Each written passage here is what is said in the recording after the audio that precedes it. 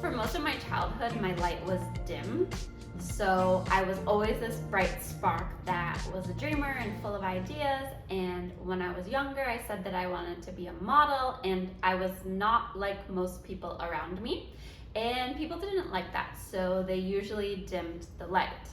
Now, as I got older and as I got through university, I really started to come into myself. I really started to allow my light to shine. And when my light really started activating was when I was in quite a toxic relationship.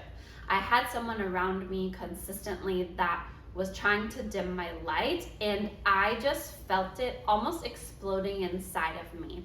And it was really activated when I saw someone living a life that felt so free. She would go to the park in the middle of the day, she would practice yoga, she'd hang out with her dog, and I saw her spark. So I saw her light, and it was a reflection of my light that had been dimmed for so long. And it was like literally watching her reignited and reactivated my light. So I'd say that was the moment. It was on Facebook. I remember one day on Facebook, I was working a job that I hated. I was scrolling and I saw this girl out in the park doing yoga, and like that was the trigger for me to really start activating my light again. I continued activating my light from that point by first leaving that toxic relationship, because I just knew that I had to be this fullest expression of myself. I just knew that for so long as a child, my light was dimmed, that it was finally the time for it to shine brightly. And so I went after that. I'm someone that takes action. I follow the nudges and I go after what feels right, and what felt right was leaving that relationship and creating a life for myself that lit me up. So letting the light lead.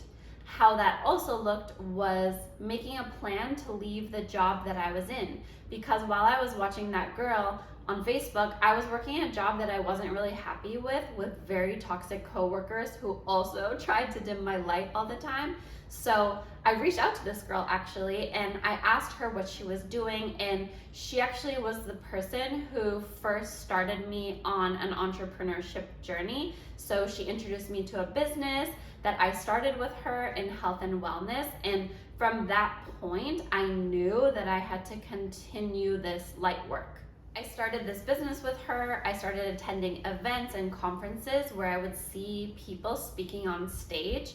And again, that was so activating for me. And that's when I knew that I also wanted to be a speaker, that I was meant to stand on a stage and share my light, that I was meant to sit in front of you right now and share my light, that my light was so powerful that my light could also be an activator for you.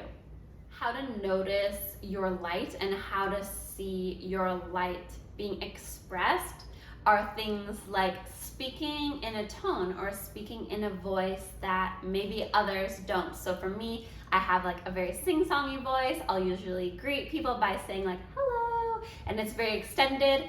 Now, if you didn't recognize your light or you weren't feeling it activated, you might stifle that. Like you might actually want to say it in a certain way, but you don't, and you shy away from it because you feel like you need to be like everybody else.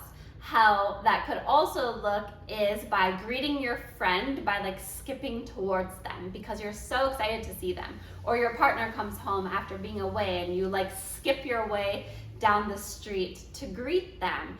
That's an example of your light. It doesn't have to be so playful like mine is. Like my light is very playful. Your light could feel like a beautiful, calm breeze. It could feel very grounded, very peaceful. Like you could notice yourself just sitting somewhere and feeling this deep state of peace. And to me, that's your light in its activation.